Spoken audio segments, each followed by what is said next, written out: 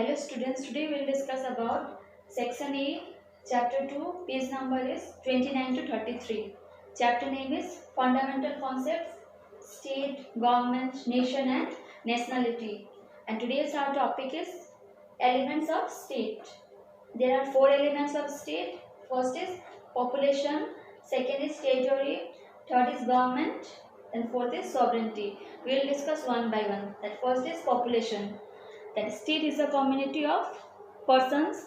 It is a human political institutions. Without a population, there can be no state. Population can be more or less, but it has to be there.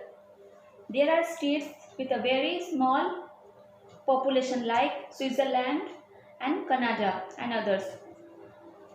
And there are states like China and India and some others with a very large population. There is no definite limit for the number of the population essential for a state.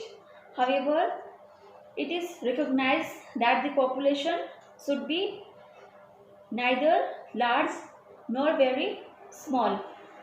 It has to be within a reasonable limit. And second element is territory.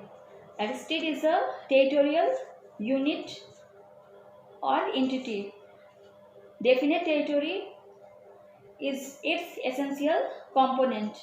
A state cannot exist in the air or at sea. It is essential a territorial state. The size of the territory of a state can be big or small. Nevertheless, it has to be a definite and well-marked portion of territory. Then third element is government. That government is the political organization or machinery or agency or magistracy of the state through which the laws of the state are made, implemented, enforced and educated. It is the third element of the state. The state exercises its sovereign power through its government. And government has three organs. That first is legislature, second is executive, third is judiciary. That legislature which formulates the will of the state, that is performs rule making functions.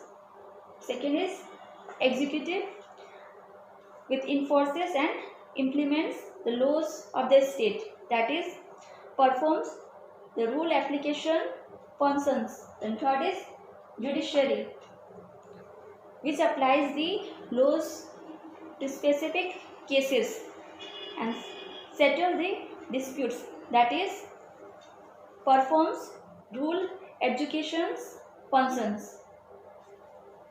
And fourth element is sovereignty.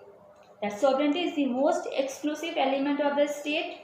It stands accepted as the most essential element because the state alone possesses sovereignty. Some institutions existing in a state can have the first three elements but no sovereignty. State has the exclusive title and prerogative to exercise sovereignty over its people and territory. And it has two dimensions. That first is internal sovereignty, second is external sovereignty. That first is internal sovereignty. It means the power of the state to order and regulate the activities of the people, groups and institutions which are at work within its territory. The second dimension is external sovereignty. It means complete independence of the state from external control.